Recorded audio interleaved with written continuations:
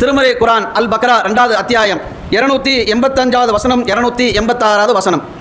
ஆமன ரசூலு பிமா உன்சில இலைஹி மிர் ரப்பிஹி வல் முஃமினூன் குல்லுன் ஆமன பில்லாஹி வ மலாயிகத்திஹி வ குதுபிஹி வ ருசுலிஹி லா நுஃபர்ரிகு பைன அஹதின் மிர் ருசுலிஹி வ காலூ சமிஅனா வ அதானா குஃப்ரானக ரப்பனா வ இலைஹில் மஸீர்.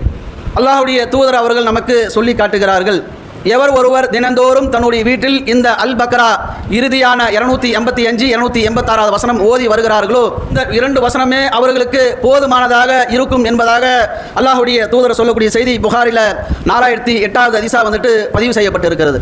தொடர்ந்து முஸ்லீம்ல அல் பக்ரா அத்தியாயம் நீங்கள் தினந்தோறும் ஓதி வந்தால் ஷைத்தான் உங்களோட வீடுகளிலிருந்து வெளியேறி விடுவான் என்பதாக அல்லாஹ்வுடைய தூதர் அவர்கள் சொல்கிறார்கள்.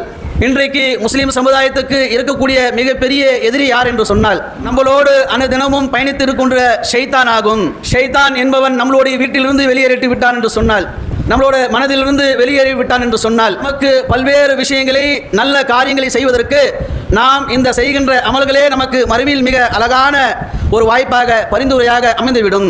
அப்பேற்பட்ட நல்ல அமல்கள் செய்வதற்கு ஷைத்தான் தடையாக இருக்கிறான். ஆகையால் நீங்கள் தினந்தோறும் இரவில் அல் பக்ரா என்ற கடைசி 2 வசனங்களை நீங்கள் ஓதி வந்தால் இதுவே உங்களுக்கு போதுமானதாக இருக்கும் என்பதாக அல்லாஹ்வுடைய தூதர் அவர்கள் சொல்கிறார்கள் என்று சொன்னால், இன்றைக்கு ஷைத்தானை விரட்டுவதற்கு நாம் என்ன முயற்சி செய்திருக்கிறோம்? பல குடும்பங்களில் பார்க்கலாம், எங்கள் இடத்துல நிம்மதி இல்லை, சந்தோஷங்கள் இல்லை, வீட்டுக்கு போனாலே வெறும் வெறுப்பாக இருக்கிறது, மன அமைதி இல்லை, நல்ல காரியங்கள் எதுவும் செய்ய முடியல, அல்லாஹ்வின் மீது எண்ணங்கள் வருவதில்லை என்று மனிதன் புலம்பக்கூடியவனாக பல இடங்களில் நாம் பார்க்கலாம். இதுக்கு என்ன காரணம்?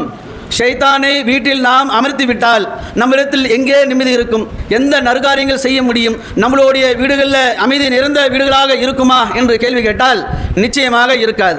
ஆனால் நாம் இறுதியாக நம்பக்கூடிய மறுமை என்பது நம்மிடத்திலே இல்லாத ஒரு இழப்பாக ஏற்படக்கூடிய சூழ்நிலை ஷைத்தான் ஏற்படுத்துகிறான் என்று சொன்னால், பேர்பட்ட ஷைத்தானை விரட்டுவதற்கு அல்லாஹ்வுடைய தூதர் அவர்கள் அழகான அல் பக்ரா அத்தியாயத்தை நீங்கள் ஓதி வாருங்கள், உங்களிடத்திலே ஷைத்தான் வீடு தங்க மாட்டான் என்று சொல்லியிருக்கிறார்கள். ஷைத்தானை விரட்டுவதற்கு அல் பக்ரா அத்தியாயம் எத்தனை பேருக்கு தெரியும்? எத்தனை பேர் தெரிந்தால் அதை ஓதி வருகிறார்கள் என்று சொல்லுங்க. நம்ம பார்க்கலாம், தெருவில் போகும்போது சில வீடுகளில் டிவி ஓடிட்டு இருக்கும், காமெடி சீன் ஓடுது, அதனால நம்ம சிரிச்சுட்டு இருக்கிறோம் என்று சொல்லக்கூடிய மக்களை முஸ்லீம் மக்கள் நிறைய வீட்டில் நம்ம பார்க்க முடியும். இல்லை பாய், டிவியில் சீரில் இது போன்ற இன்னார் மாமியாருக்கு இன்னார் மகளுக்கு சண்டை, இது பிரச்சனையாகி போச்சு, விட்டு அநியாயமாக முடிக்கிட்டாங்க, அதனால பெரும் துக்கத்தில் அழுகுறாங்க, துக்கம் தாங்க முடியல என்று. ஆனால் திருமறை குரான் நமக்கு அழகான ஒரு வழிகாட்டுதல் காட்டுகிறது. எல்லோரு வீட்டிலும் குரானை பத்திரப்படுத்தி வைத்திருக்கிறோம், அதுக்கிட்ட கிழிஞ்சிரும், நசிங்கிறோம். அதனால குரான் என்பது ஒரு பற்றாடை போற்றி பத்திரமாக கைக்கு எட்டிவிடாத தூரத்தில் வைத்துவிட்டு நாம் பொக்கிஸ்தை மேலே வைத்துவிட்டு புதலை தேடிக்கொண்டிருக்கிறோம்.